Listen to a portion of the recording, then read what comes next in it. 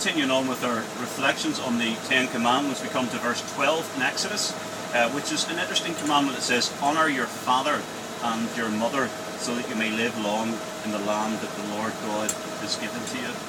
I think I have a take on that I could illustrate with a personal illustration from my own life. When I was a young man, I got into a lot of trouble.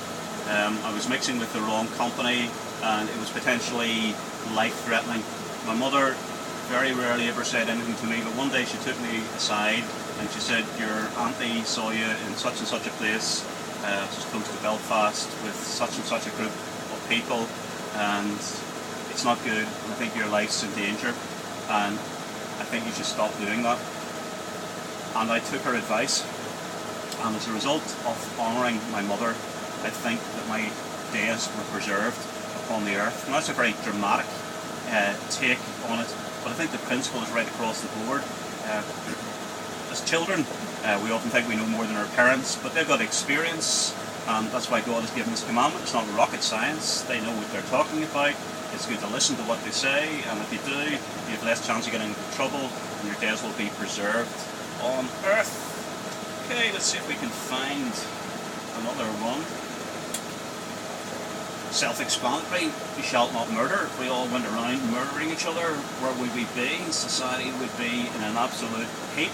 It's not rocket science. We're going to respect each other. We should not commit adultery. God has given us marriage and single partners, and God expects us to stick to that and not run around looking at other people's wives. You shall not steal. Again, self-explanatory. Society would crumble if we went around stealing. Another take on that as well. We shouldn't take things literally, I suppose. We shouldn't steal. We shouldn't pinch somebody's car or whatever.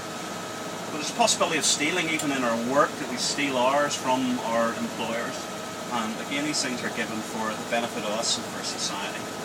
You shall not give false witness against your neighbour.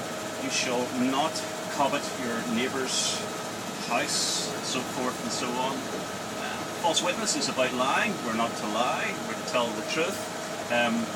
We're not to covet. Covet means seeing something and really wanting for yourself, and that's a real problem within society. In that we see something and we want it, and then we begin to set our hearts on it, and all sorts of things happen morally within us that we just get hell-bent on getting that. And God says we shouldn't do that. We should be content with what we have. So I think that the commandments are given to us for our own benefit. I don't see it as a God who's trying to kill our fun, but He wants us to have fullness of life. Jesus Himself said He'd come to give us life and to give it in all its fullness. But you've got to follow some principles in order that you have a safe society.